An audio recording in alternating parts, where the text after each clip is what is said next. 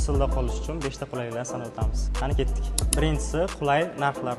Ikkinchisi Ayreton hududidagi qulay joylashuv va 15 kunlik vizasiz rejim.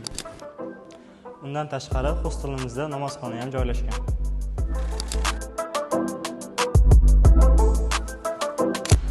Qulay sharoitlar, bepul Wi-Fi va sport maydonchalari, undan tashqari 24/7 qo'riqlash xizmati mavjud.